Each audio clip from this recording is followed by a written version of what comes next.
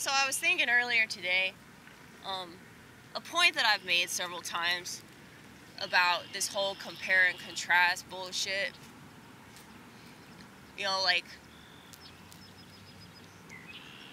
I've noticed that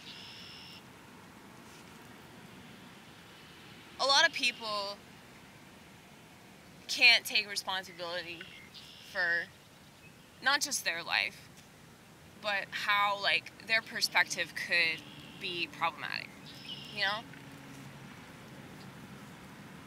Or people that are adjacent to them based off of skin tone, based off of genitals, based off of sexual lifestyle, based off of political affiliation.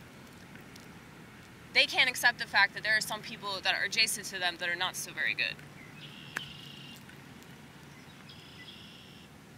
And it's like, when people talk shit about women, I know that they're right. Anything that people say about women that's bad is typically true. I don't take it personally, and I also don't think, oh, well, they're not talking about me, because, you know, I'm sure that I've behaved that way at some point, because I know that when I was younger, I acted way more female than I do now. But I think that I've always had a man brain, and it wasn't until I started doing stand-up comedy that I was, like, okay with that. And so, it's interesting living in this time right now, considering, you know, all that's going on with, you know, gender. But I was just thinking about how, like, you know, if you have somebody that you can compare yourself to that's way worse than you'll ever be, you're never gonna fucking change, you know? I've mentioned this before with alcoholism. You know, I used to be a drunk, and I was friends with a lot of people that were also drunks, but they were nowhere near as bad off as I was. So I was drunk all the time. They were drunk most of the time. So because they didn't experience the consequences that I experienced, they didn't see a need to evaluate their behavior a little bit further, you know? And that's got to be true about politics. That's got to be true about religion.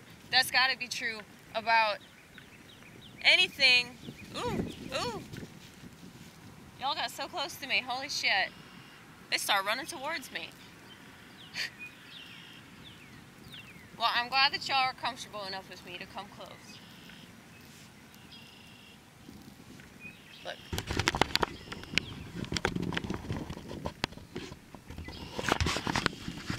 Maybe they're just used to you. Yeah, maybe. I come out here. I wouldn't say a lot, but enough. So I'm sure they recognize me. But I don't even know if they have memory like that, you know? I think they do. I mean, I know, like, even, like, dogs that I haven't seen in a while, they'll still remember me because they'll pick up on my scent. I wonder if they do that with me. Ooh, look, that one's taking it down. Did you see that? Do it again. Take another shit. I want to see it. The vortex wants to see it. Take another dump.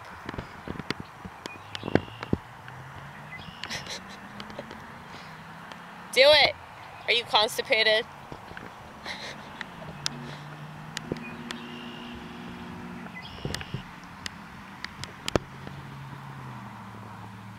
I think he's done. I promise it happened. That goose totally just took a crap. I wasn't expecting it. Yeah. Alright. Alright.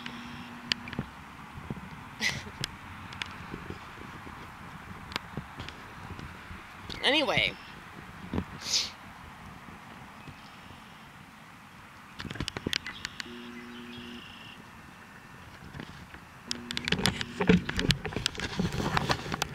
So, back to what I was saying about comparisons.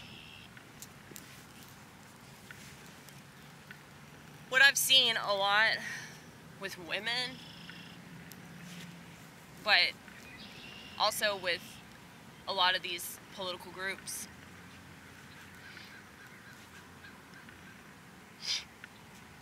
You know, you have people that think that they're like so superior, like morally, intellectually, spiritually. They think they're superior to other people that obviously don't have what they have. Okay.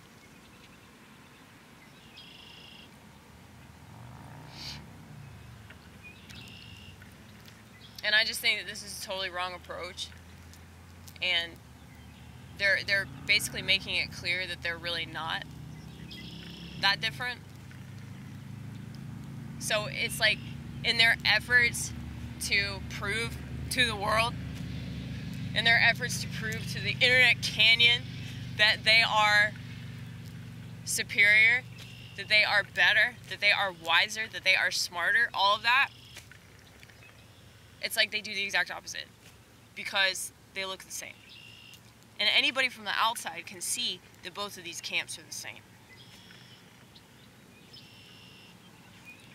Like, I don't think I'm special. Like, I know I'm a weird girl. But, you know, sometimes it does make me sad that I'm not, like, more of a real woman, you know? Like, I look at women that bake and they make these amazing soups. Like, all these women I go to church with, they make these amazing soups, and they have a bunch of kids, and they're just, like, such good women, you know? And I'm, like, so jealous of them that they have that. And I've always thought that, like, when I was young, like, I'll never be that. And, you know, when I became a teenager, this bothered me way more, and I just started to get really, really insecure about it. That's why I cut myself with a steak knife. And I cut myself with a pair of scissors when I was drunk. But yeah, I used to really hate myself. But instead of running away from that, I chased it. And because I chased it, like, yeah, I became a drunk, but I, like, figured out a lot of shit. You know, because there's no quicker way to figure out how crazy you are than by consuming liquor. You know? Because that's when all that shit's gonna come out. Like when you're, like, blacked out. You're like, ah, why did they love me enough to take me to the amusement park? They didn't love me enough to take me to Disney World. They didn't take me to Disney World. They never took me to Disney World. Does this sound familiar? I promise that's not what I cried about. But it would make sense.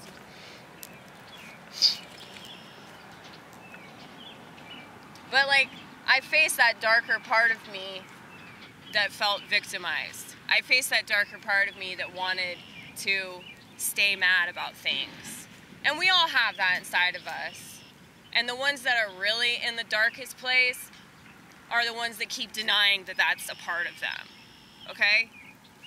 You're more able to see the light. You're more able to do something with the darkness if you acknowledge the darkness. And it definitely is a female trait. Now, I acknowledge the fact that most women are total shit, and they lie all the time, and they manipulate situations. I never lied, but I was really good at manipulating situations because I was so emotional that I didn't want anybody to have anything normal. You know? I hated happy families with a passion, bruh. I hated them. And now it's like I surround myself with them in my church. Maybe I just want families to do it right. Maybe that's it. I don't know. Because I felt like my family just pretended to be happy, but they were totally falling apart. You know? And I'm the type of person that if I'm falling apart, you most definitely gonna know.